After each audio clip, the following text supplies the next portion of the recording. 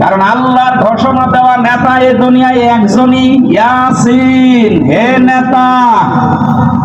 পৃথিবীর অন্য কাউকে আল্লাহ এই শব্দ দিয়ে ডাকেননি, হে নেতা, না, শুধুমাত্র মুহাম্মদ রাসূলুল্লাহকে আল্লাহ ইঙ্গিত করেছে।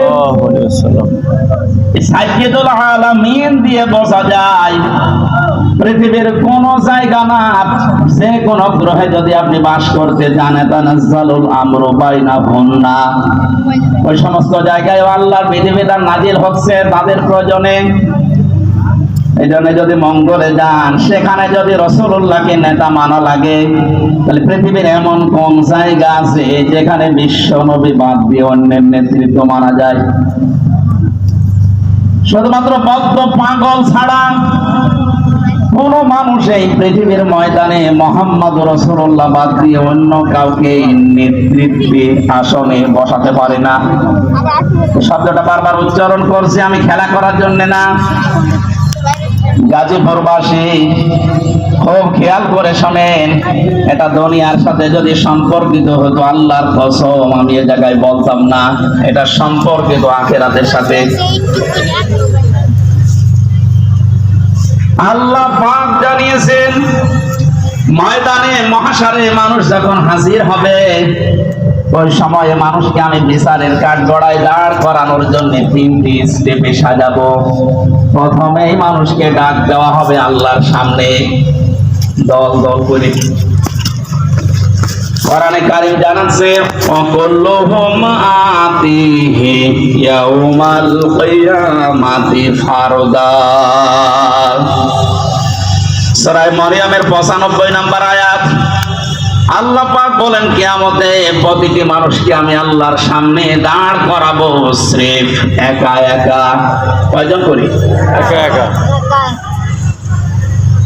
এদের স্বাধীন হয়ে গেল কয়েকদিন আগে, দ্বিতীয় স্বাধীনতা বলা হচ্ছে। এরপরে অনেক ভণ্ড এখনো বসে নেই এই কথাটাকে কোরআনের বিরুদ্ধে পুরা উল্টা সাজিয়ে মানুষকে এখনো ধোঁকা দিয়ে বোকা বানাচ্ছে। কোনো চিন্তা করবা না, চিন্তা নেইও, আমরা আছি, পার করে দেব। দুনিয়ার এই ছোট্ট জীবনে যদি অনেকে পার করতে গিয়ে ধরা খায়, কিয়ামতের ওই কঠিন ময়দানে আল্লাহ আপনাকে ডাকবে। কোন মানুষ আপনার সাথে প্রথম স্টেপে থাকবে না, স্রেফ আপনি একা সামনে দাঁড়াবেন আল্লাহর। নিজের দিকে তাকিয়ে পেছনের জীবনের দিকে একটু হিসাব মিলান তো। সত্যি যদি আল্লাহ আপনাকে ডাক দিয়ে বলে, পড়, ইকরা কিতাবাকা কাফা বিনাফসিকা লিয়াউমা আলাইকা হাসিবা। সূরা বনী ইসরাঈলের 14 নম্বর আয়াতে আল্লাহ জানিয়েছেন, এটা পড়, জান্নাতে যাবি না জাহান্নামে যাবি, কারো জিজ্ঞাসা লাগবে না, তুই নিজেই যথেষ্ট। এখানে যত আসামি জেলখানায় আছে, গাজীপুর, কাশিমপুর সহ প্রত্যেকটি আসামিকে আদালতে তোলার সময় বিচারক কিন্তু জিজ্ঞাসা করে তার অপরাধ সম্পর্কে, যেটা করেছেন কিনা। বিশেষ করে 164 যখন নেয়, ম্যাজিস্ট্রেট কিন্তু জিজ্ঞাসা করে যা যা বললেন আপনি এগুলো করেছেন কিনা। আল্লাহর বিচার ব্যবস্থা পুরা উল্টা।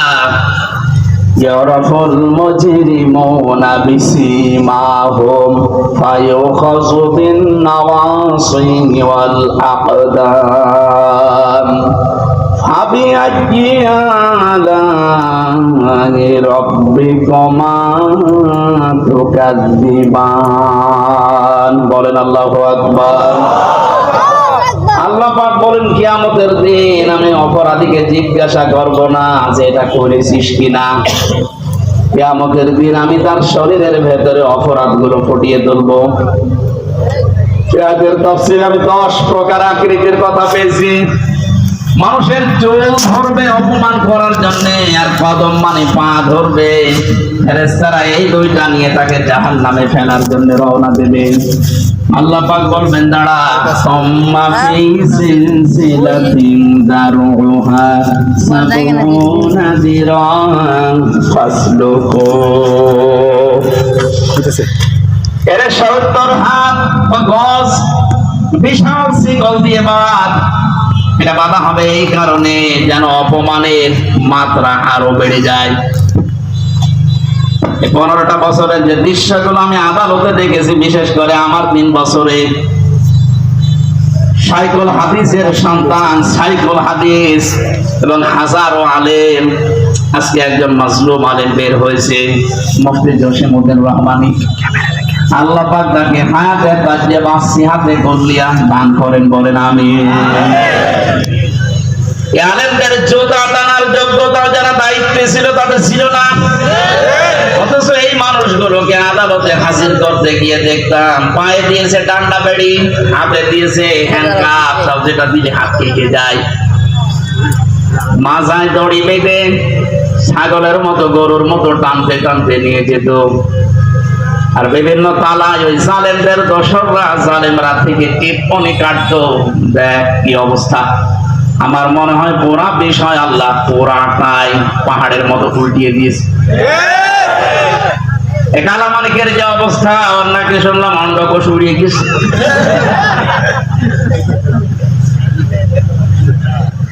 এই শয়তানটা বিশ্ব আনন্দিত মুফাসসিরে কোরআন শহীদ আল্লামা দেলাওয়ার হোসেন সাইদি রহমাতুল্লাহ আলাইহি, তাকে ফাঁসি দেওয়ার জন্য যে গর্ববোধ করেছিল যে আমি তাকে ফাঁসি দিয়েছি।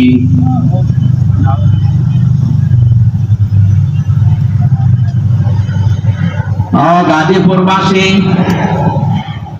আমার তো মনে হচ্ছে এখন যে জালেমগুলোর উপরে মানুষের ক্ষোভ, রাগ এবং বাস্তবতা যেটা দেখা যাচ্ছে, কেউ ডিম ছুঁড়ে মারছে, কেউ পানি মারছে, কেউ কেল ঘোষিত ফিরিয়ে আছে, এগুলো সব আমার যতটুকু ধারণা নবীর ওই হাদিস অনুযায়ী এটা আলেমদের বরদোয়ার ফল। বিশ্ব নবী জানিয়েছেন ইত্তাকি দাওয়াতাল মাজলুম, পৃথিবীর মানুষেরা সাবধান, তুমি আর যাই করো না কেন মাজলুমের বরদোয়া থেকে নিজেকে বেশি বাঁচিয়ে রাখবা, কারণ এটা একটা কঠিন বিষয়। ফাইন্নাহা লাইসা বাইনাহু ওয়া বাইনাল্লাহি হিজাব, মাজলুম যদি বরদোয়া করে আর আল্লাহর মাঝে কোনো পর্দা, কোনো ফারাক থাকে না, সঙ্গে সঙ্গে কবুল হয়ে যায়। আল্লাহু আকবার।